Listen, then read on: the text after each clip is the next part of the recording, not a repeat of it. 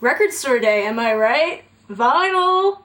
Yes, we're going to talk about vinyl today, and yeah, this video is kind of late, but what you gonna do? So I'm gonna talk about the vinyl I got on record store day. Woo!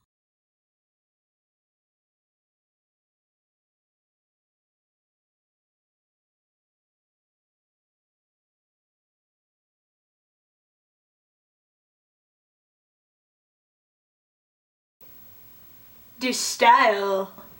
This is the second album by the rock duo The White Stripes, and it's named after a famous Dutch art movement with a cover referring to the abstract style of the art. And I could actually go on a whole breakdown on how the style of the art connects perfectly with the band's aesthetic and ideals, but that is for a whole other day.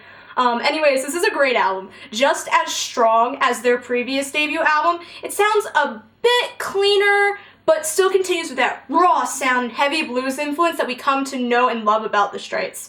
Good tracks like Hello Operator, which is the first big blow juggernaut track off of side one with the same side two counterpart, Let's Build a Home. The band continues to show range on this album, from the cute acoustic tracks like Apple Blossom and to the harder, faster ones like Let's Build a Home. I personally really like track one. Oh yeah, you're pretty good looking for a girl. Yes, I love Jack White. And Meg, of course. They're just amazing people. Listen to this album. You will not be disappointed. Hot Rocks! Ladies and gentlemen, the Rolling Stones. Here we have a compilation album that consists of hits and popular songs from the 60s and the early 70s. Even though it seems like just another greatest hits album, it has some tracks that are just favorites and highlights off of their studio albums that weren't singles or hits, like Give Me Shelter and Play With Fire. I was actually really happy that Play With Fire is on one of the sides. I don't know, like, it's one of my favorite Stones tracks. It's got this, like, simple acoustic-driven melody, but it has this sassy, sinister edge to it. Like, I love the soft organ bit when Mick delivers the line, so don't play with me, 'cause you're playing with fire. Oh, I just love that part. The rest of the album is pretty much an essential Stones record that you just want to pop on when you just want to hear all their big songs and party your hearts out. And it's like all the stuff in their first big wave of success, like the British Invasion in the 60s. And then you've got your like Painted Blacks, your Brown Sugar, Ruby Tuesday, and Jumpin' Jack Flash. It's all on here. Also, the cover art's great, especially the back with the band in like this cool 60s meets medieval fashion clothing set they got on here. And of course, Sassy Charlie. This back cover is my aesthetic. No kidding, man. Iron Maiden. This is the debut album from the British heavy metal band Iron Maiden. This is pre-Bruce Dickinson Maiden, and it was put out during the turn of the century and the big 80s metal waves that started to happen. But nonetheless, it's a strong debut that leads into their masterpiece, Number of the Beast. Oh, I love that album.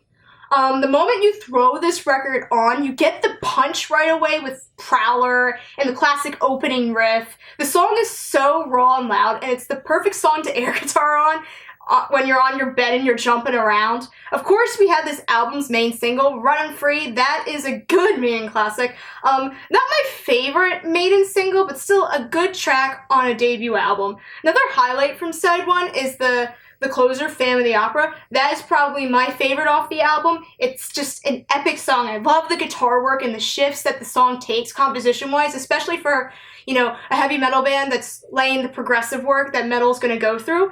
Though I love the live versions a bit more than the studio mixes, but that's with a lot of bands back in the day. Also, we have the fabulous Eddie on the cover, the band's mascot, that still stands the test of time. I always love the elaborate illustrations of Eddie's on the cover. I just, the work is just so cool, and like how they put him in all these different situations, and this is just one of the first ones, and he would just show up in all these crazy things, like from mummies to zombies, you name it. Who's next? Yep, fifth studio album from the English rock band The Who. This is one of my favorite albums from their discography. It's arguably the best album they've ever made. It's a very popular and famous album in the Who's canon, and it contains a lot of tracks that are now celebrated. This was the follow-up to their awesome rock opera Tommy, probably one of my favorite. It's in my top 10 favorite albums, and this album was supposed to be a science fiction theme rock opera called Lifehouse that was going to follow up Tommy. Instead, we just have a normal traditional rock album, but it still has bits and pieces of that whole Lifehouse idea that they were working on at the time. Well, specifically Pete Townsend.